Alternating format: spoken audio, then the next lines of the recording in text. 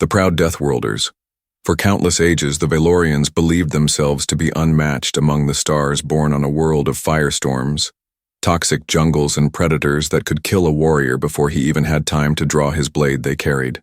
The title of Deathworlders with pride and arrogance, their bodies were forged by generations of struggle. Their culture was steeped in endless conflict, and their very language had no word for weakness. The galaxy feared them, and they enjoyed every second of it. Merchants bent under their demands. Diplomats spoke with trembling voices, and even empires with fleets 100 times larger treated them with caution, for the Valorians had proven again and again that no number of ships, no advanced weaponry could easily erase a people who had grown up wrestling survival itself into submission. Every child born on their world was expected to endure trials that would kill outsiders. They drank water laced with toxins, hunted beasts that roamed, taller than buildings, and endured seasons when storms tore apart entire cities. Only the strong lived, only the strong ruled, and only the strong deserved to speak in the council halls of their kind. This belief was not merely pride. It was their foundation. The Valorians had told themselves for millennia that no other world in the galaxy could rival theirs. Many planets claimed hardship, but in the eyes of the Valorians, those were exaggerations. Soft stories told by softer races who trembled at the mere idea of danger. If another people spoke of beasts, they were mere animals, easily tamed. If another spoke of storms, they were mere winds, easily weathered. If another spoke of poisonous waters, they were mild irritations, easily purified. No one, in their eyes, endured true death-world conditions except themselves, and because of this, they carried themselves with unshakable certainty. Their arrogance, however, was not baseless. They had proven their dominance time after time. The first empires to meet them sought to conquer, and instead found their armies cut down by warriors who refused surrender. Their war chants carried across battlefields, drowning out the fear of their enemies, even in defeat. The Valorians rose again. They did not just fight with weapons, they fought with the stubborn will of a species that had looked into the eyes of extinction countless times and spat in its face. Entire campaigns were abandoned when fleets realized they would bleed for years against the unyielding foe. And so treaties were signed, territory was ceded, and an unspoken law grew across the stars. Do not test the Valorians. Generations passed, and their supremacy became legend. New alien civilizations joined the galactic stage, but all were quick to bow to the truth of the Valorians' power in council meetings when matters of war arose. The Valorians spoke, and others fell silent when survival was debated. It was the Valorians who claimed authority, and none dared challenge them. For who else could claim to have endured such endless torment from birth? Who else could thrive where even the ground itself seemed to hunger for blood? They stood alone, proud, untouchable. Yet within their strength, there was a shadow. They had grown complacent, for while they declared themselves the sole Deathworlders, few had truly tested that claim in ages.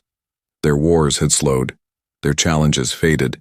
They had become comfortable atop their throne of fear, and in that comfort, arrogance grew. Stronger than caution, they mocked outsiders.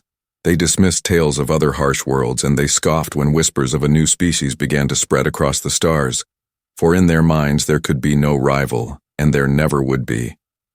But as they prepared for another council gathering deep in the heart of their empire, rumors were already stirring of a species that had clawed its way out of another death world, a species that had stared down extinction again and again, just as they had, a species that called themselves human.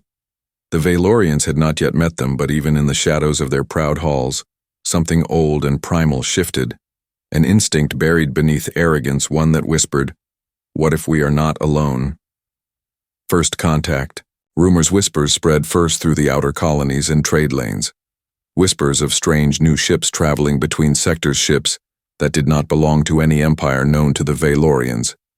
Their merchants reported vessels built for resilience, rather than grace, heavy-armored hulls scarred as if they had endured countless battles.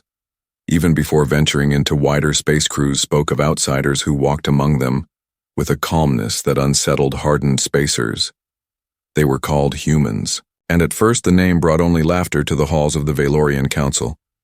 For to them it sounded fragile, almost soft, like a prey animal mimicking the growl of a predator. The council dismissed the reports as exaggerations, tricks from weaker, species trying to elevate another group in hopes of balancing the power the Valorians ruled by fear, and every weaker civilization longed for someone who could challenge that throne. Still, the rumors would not die. Ships returning from distant expeditions carried stories of colonies abandoned after mysterious raids only to find survivors speaking of human settlers who refused to die even after plague, famine, and predators wiped out half their number. They rebuilt on the same cursed soil. And when storms shattered their shelters, they dug into the earth and lived among stone and dust until the sky calmed. It was said that humans thrived where no other dared stay, living in deserts of fire and frozen wastelands and seas filled with beasts, and even in mountains that spewed molten death. Many who brought these stories had never even seen a human yet. They spoke with awe, as if the very idea of humanity unsettled them. The Valorian High Council laughed loudest when a wandering merchant dared claim that humans came from a world classified as a Category 5 death world in official archives. Only one other planet carried such a designation: their own homeworld Velos to the Council. This claim was nothing short of insult, for how could another race claim parity with them? The thought of it made their blood burn. Yet even as they mocked the rumor, some among them began to ask questions. The younger warriors who hungered for challenge whispered in the training halls. What if it were true? The older scientists who studied alien ecologies wondered if this could explain the strange resilience reported in human physiology. And the common citizens who had grown weary of endless arrogance in leadership found themselves intrigued by the idea of equals walking among the stars. Tension grew in the great arenas of the capital when news arrived that humans had faced down pirate fleets with nothing more than retrofitted colony ships and still emerged victorious. The Valorians had fought wars for centuries, but the idea of civilians turning mining equipment into weapons and winning stirred even their hardened blood.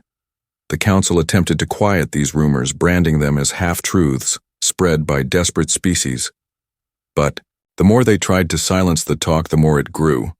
Eventually, an invitation was sent disguised as diplomacy, but rooted in arrogance. The Valorian Council demanded that the humans present themselves at the next grand gathering to prove their legitimacy. It was not a gesture of friendship, it was a challenge, a gauntlet thrown into the void, for if humans truly came from a death world, then they would have to stand before the galaxy and face the judgment of those who had carried that name. For ages, if they faltered, they would be cast down as pretenders. And if they stood tall, then the balance of fear and respect might begin to shift. In the weeks before the meeting, rumors only intensified. Ships arriving from the frontier spoke of human endurance unmatched by anything seen before. Stories told of explorers walking through burning deserts with no protection, but cloth stories of human miners surviving cave-ins for days without air. Stories of soldiers who, when pierced by weapons, still kept fighting until their foes fell at their feet. Some dismissed these as tall tales, others believed them, but all agreed that when the day of meeting came, the galaxy itself would watch with bated breath. The Valorians waited in pride, and anticipation. Warriors polished their armor, eager to see pretenders broken. Diplomats rehearsed words meant to humiliate an upstart race. And in the shadows, a smaller, quieter thought stirred deep within their people, a thought many dared not voice aloud. What if the humans truly were like us? What if we were no longer alone in the fire meeting humanity? The day of the council meeting arrived, and the Valorians entered the great chamber as they always did, with heads held high, their heavy steps echoing against the marble floors lined with banners of conquest. And survival species from across the galaxy had gathered to witness the event, each delegation curious to see whether the humans would prove to be more than the rumors that followed. Them, the Valorians, sat on thrones of stone carved from the cliffs of their homeworld, their leaders watching with eyes sharp as blades, and their warriors standing guard like statues. The air was heavy with arrogance and anticipation when the humans finally entered the hall. Silence fell across the chamber.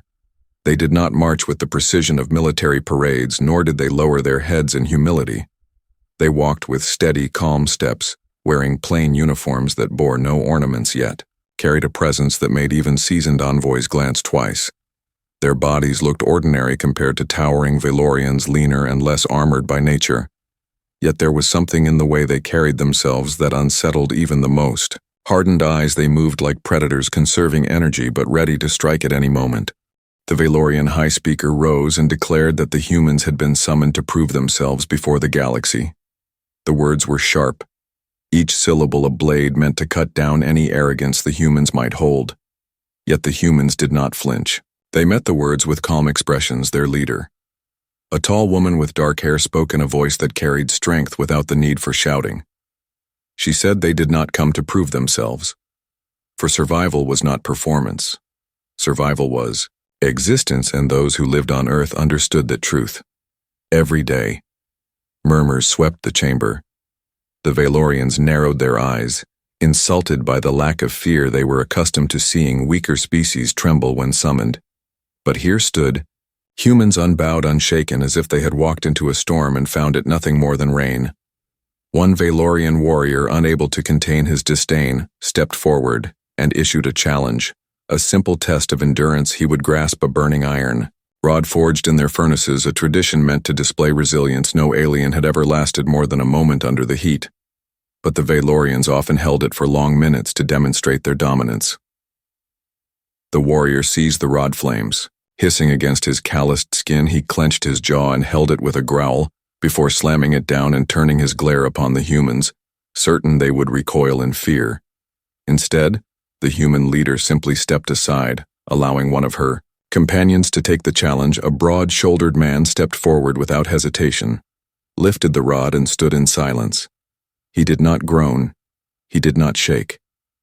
He only looked directly into the eyes of the warrior and held the iron until the flames themselves seemed to falter when he finally dropped it to the floor, his hand scarred and blistered. He smiled and said, this was nothing compared to what his people had endured in the frozen nights of their world.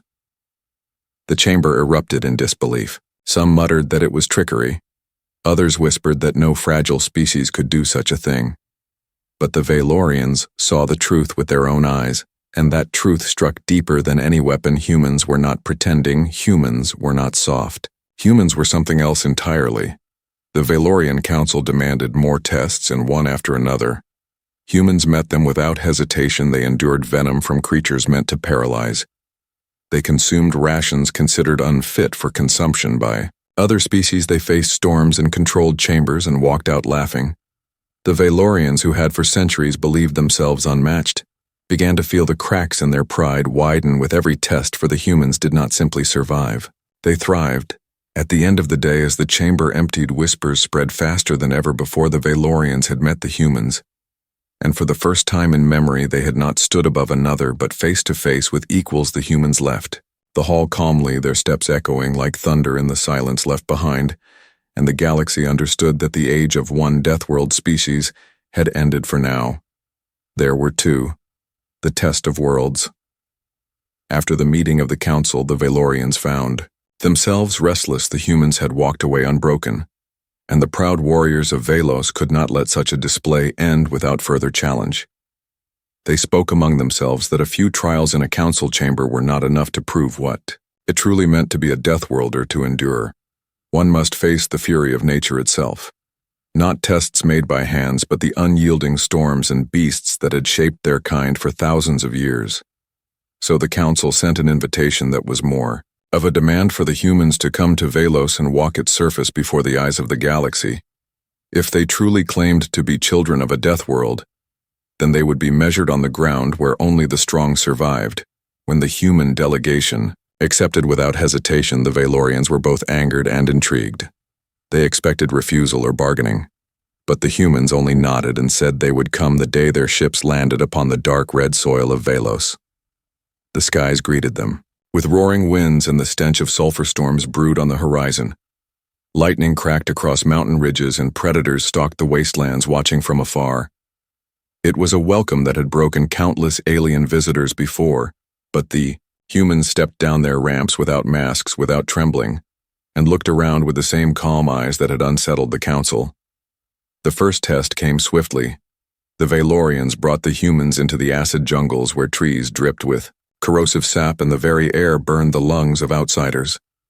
Warriors smiled, certain that these fragile-looking beings would collapse within minutes, yet the humans wrapped cloths over their mouths, crushed leaves from the very plants around them, and rubbed the oils across their skin, creating makeshift barriers. Within moments they had adapted, walking deeper into the jungle with steady pace. One even laughed and said it reminded him of swamps back on Earth.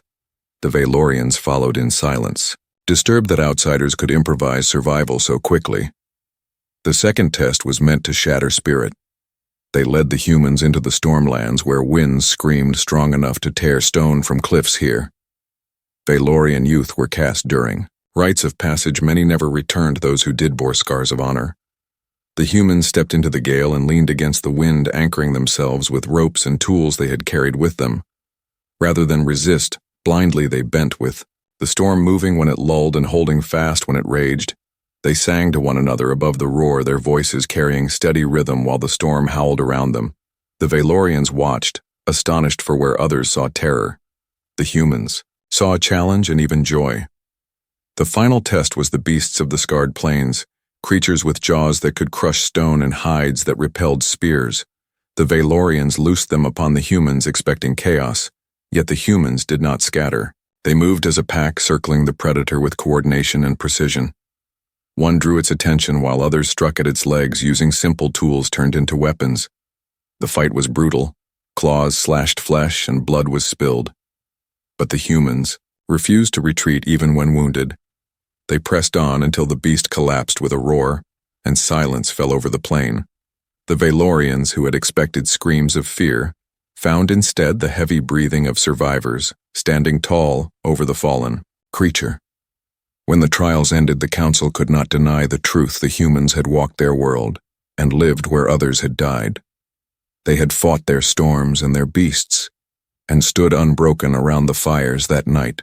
The Valorians sat in uneasy silence, watching as the humans tended wounds, shared food, and laughed as if they had returned from nothing more than a hunt. It was then that the proud warriors felt a stir of something unfamiliar, a respect that bordered on fear. For in the humans they saw not only equals but a reflection of themselves, raw, relentless, and dangerous. The galaxy would soon hear of this, for no secret could be kept long among so many watching eyes, and the tale of humans walking the surface of Velos would spread like wildfire, carrying with it the undeniable truth that the Valorians were no longer alone upon the throne of death. Worlders' clash of warriors, the stories of humans surviving the tests of Velos spread quickly through the Empire and beyond, yet the Valorians were not satisfied, for to them, endurance was only one part of what it meant to be a Deathworlder.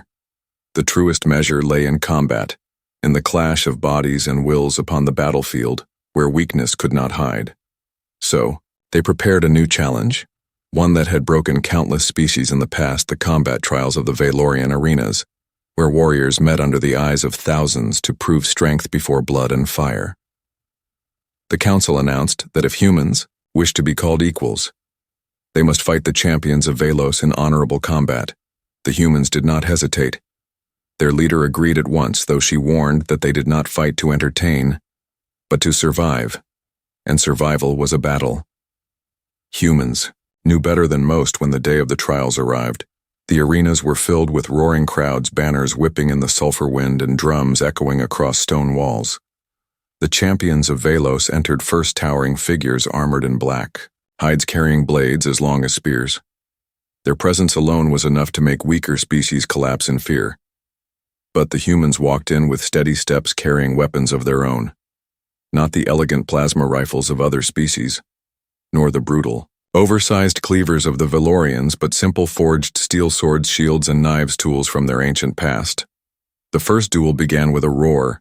A Valorian champion charged with a strike meant to cleave a human in two, yet the human sidestepped, fast and precise, using the momentum of his opponent against him. The crowd gasped as the champion stumbled. The human pressed forward, striking not for show but for survival, aiming at joints and weak points with ruthless efficiency.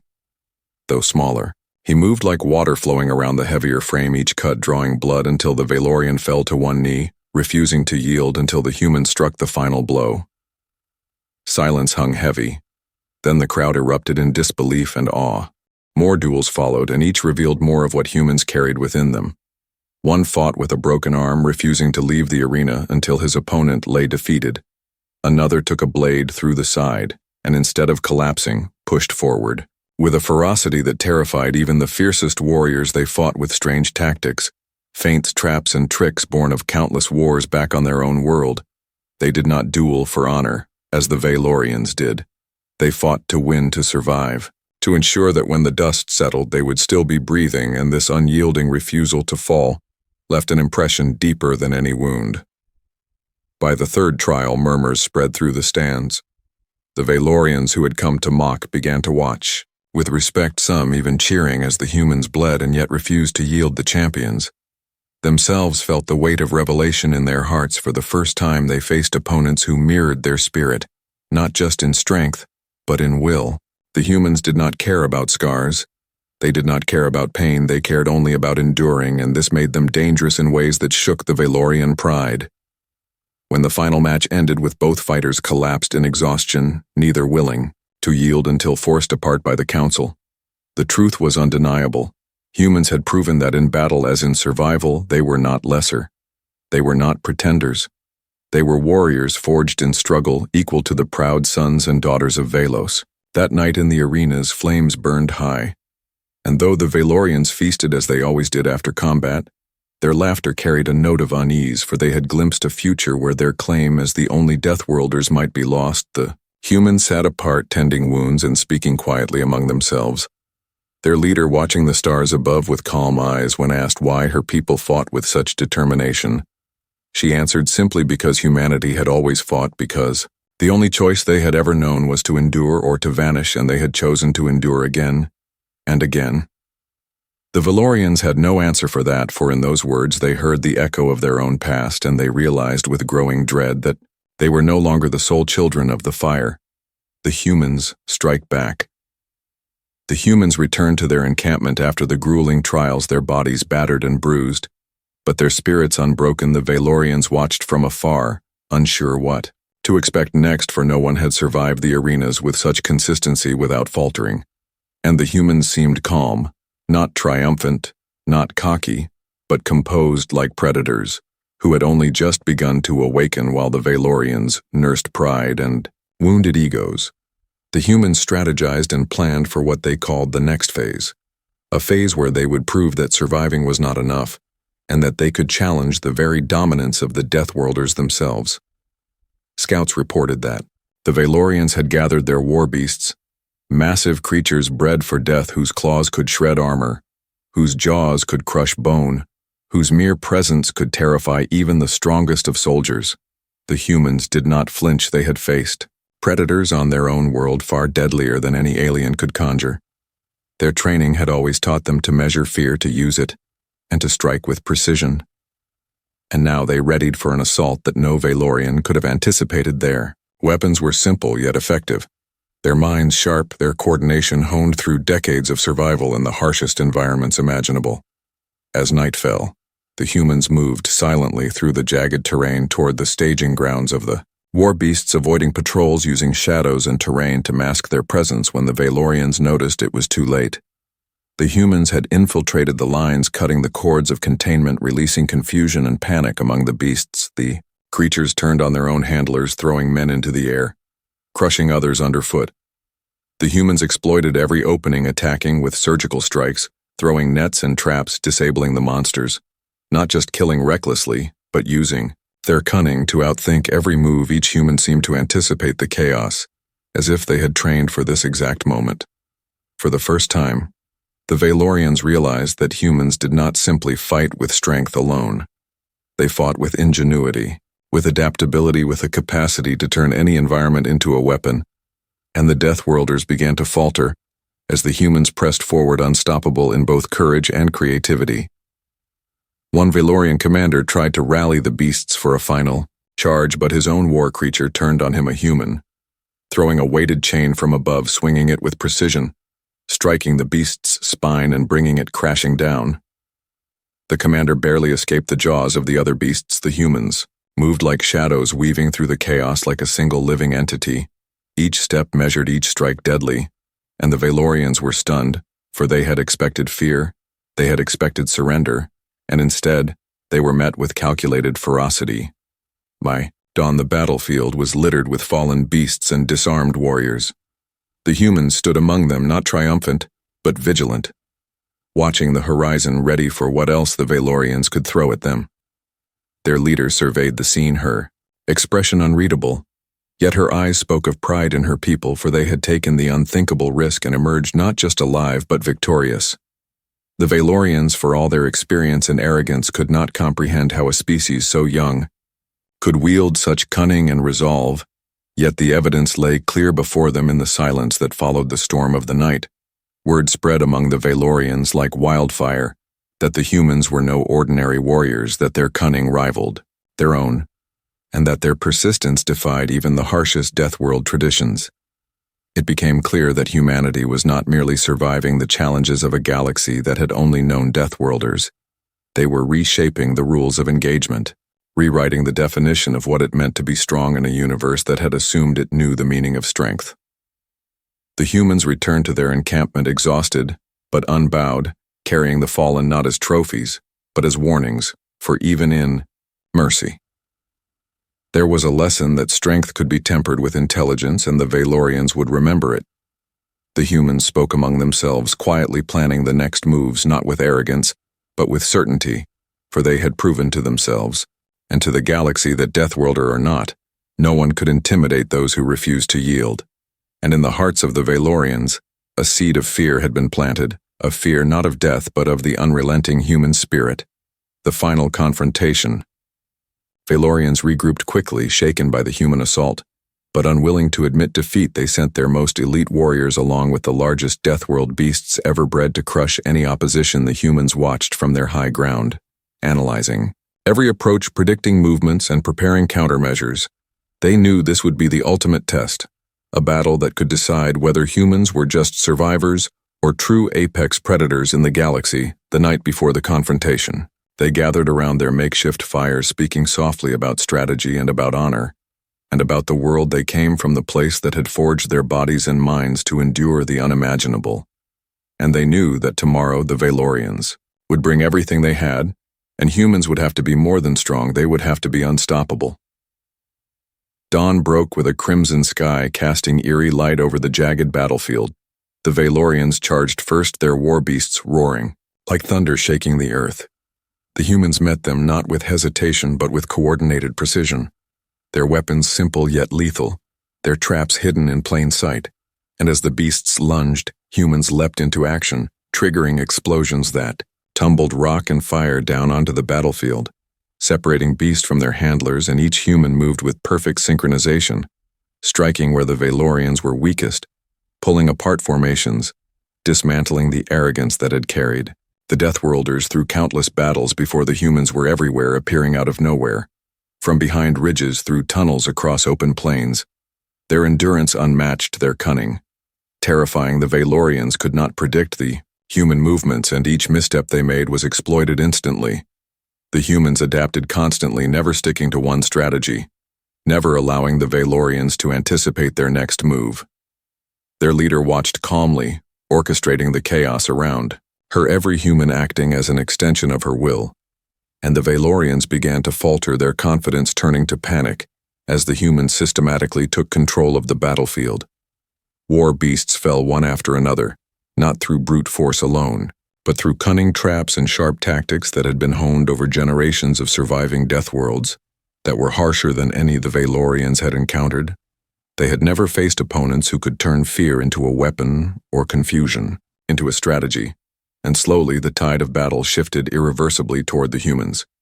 A Valorian warlord tried to rally his forces, launching a desperate attack directly at the human command center, but the humans anticipated it, drawing the beasts into a corridor where explosives and snares tore them apart.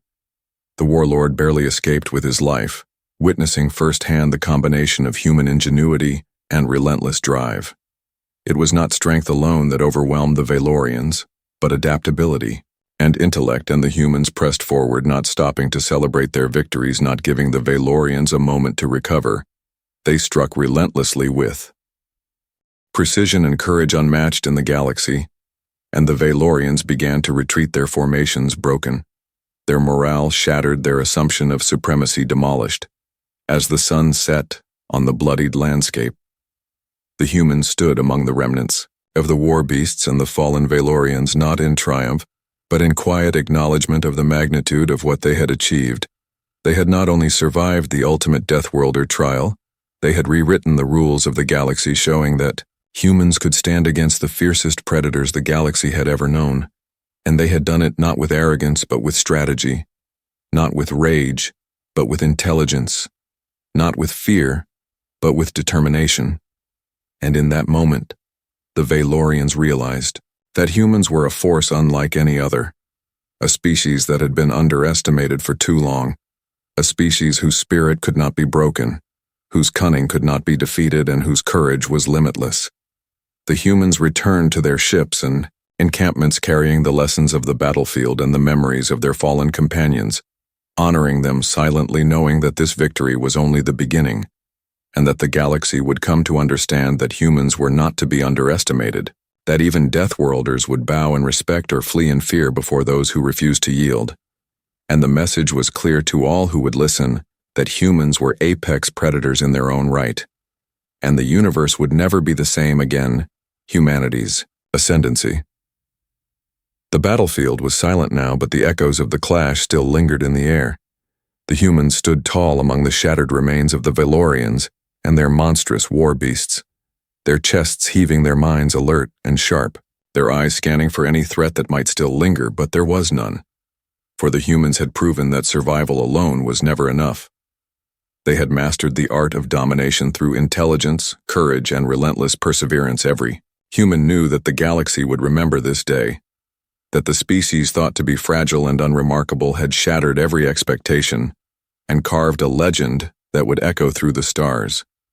The humans began to move among the wounded and the fallen, tending to their own with care and respect, showing that strength without compassion was hollow, and that true power was measured not only in victory, but in the ability to endure and protect the weak. The Valorians watched from the distance, their pride shattered, their arrogance dissolved, and they understood that humans were not merely another Deathworlder species. They were the apex, the unforeseen, the storm that could not be predicted or contained. The humans gathered together around the fires that still burned from the battle, their voices quiet but resolute, sharing stories of bravery and sacrifice, of moments when fear had been conquered and instinct had turned into triumph. And as the stars emerged in the night sky above, the humans felt a sense of belonging to the universe that no alien species could take away. They were not invaders. They were survivors. They were warriors, and they were the standard by which all others would be measured in the silence of the night. The humans made plans for the future, knowing that the galaxy would test them again and again, but they were ready for every challenge that came their way with the confidence of those who had stared death in the face and smiled. And the Valorians understood that the age of underestimating humans was over, that the galaxy would never forget the day when a species thought insignificant became unstoppable, and the name of humanity would be spoken with respect, fear, and awe across countless worlds. And the humans looked to the horizon where distant suns shimmered, promising new challenges, adventures, and victories that would define their legacy forever. And in that moment the humans felt infinite, knowing that no matter what dangers awaited them, they would face them together, stronger, smarter, faster, unyielding, unstoppable. And the universe itself seemed to bend to acknowledge that the humans had arrived. The end.